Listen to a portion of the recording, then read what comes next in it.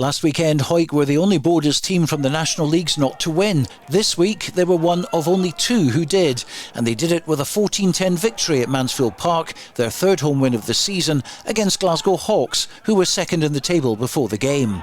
The Greens had plenty of chances to score tries in a first half which they dominated, but they had 3 penalties only to show for their efforts, all kicked by Kirk Ford, with a monster effort from Hawks' Liam Brims keeping his team in touch at the break.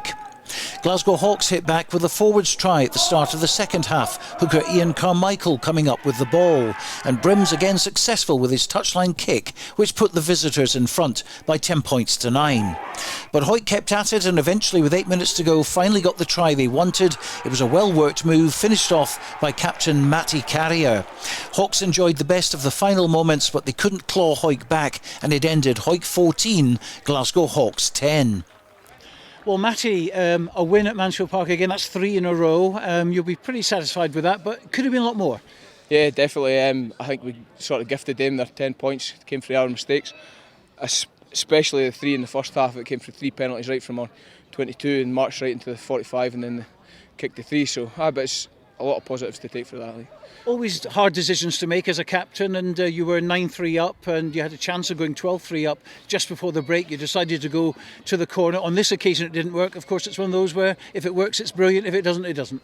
Yeah, this is it. You've got to sort of take the gamble. I think we'd kicked the 3 penalties before that, and I thought this time we'll have a wee rumble, but these things sometimes don't come off. So. Not a good day for rugby, was it? Plenty of rain out there and that forced a lot of mistakes. Yeah, it actually forced more in the second half, I think, when it dried up a wee bit. The first half we sort of, because it was raining, I think we were a wee bit more careful with it and then started to chuck it about in the second half a wee bit, but Forests love a bit of rain, so it doesn't matter. And of course to beat a team that's second in the table this morning. Yeah, definitely. I thought we were quite confident when they came down here. We get an extra 15-20% at home. I don't know why, but we get a lot more confidence playing at Mansfield, so we were quite happy to put them away.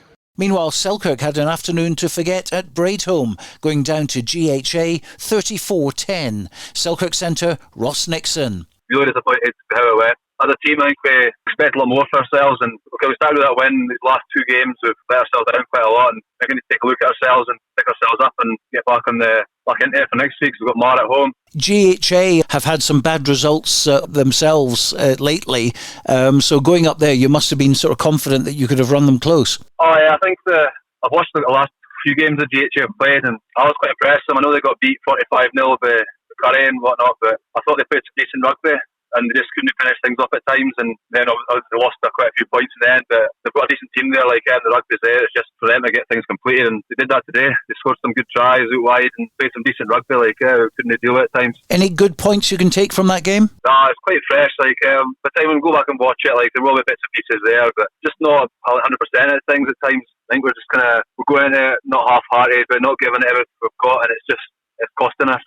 And as you say, it's going to be a very, very difficult welcoming Mar to Philippoch next week. Yeah, it'll be tough, but I think it's probably what we need, send the rocket up our backsides that we might need to get back into where we should be, because we're a lot better team than what we've shown in the last few weeks. This is what's going to make us, really. If we don't step up, as you say, Mar, a decent team, they'll rack up the points in us. So we've got to dust ourselves off, train next week, train well, and sort ourselves out quickly. And I think I'm right in saying the last time Mar came to Philippoch, they went away with the tail between the legs. To be fair, we've got a decent record against Mar.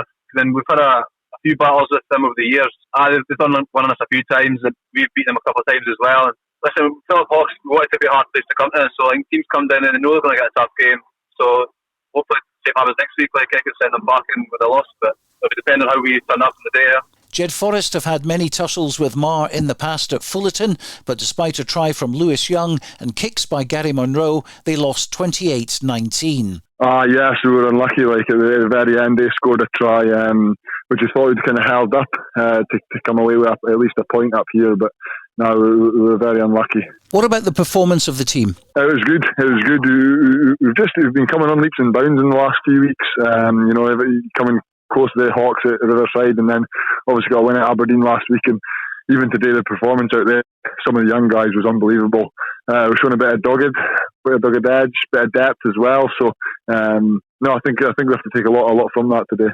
And of course Fullerton, as we know ourselves from many years going there, it's a formidable place to get a result. Yes, it's tough. It's a tough crowd, and they always seem to get. It's like them having 16 players on the pitch.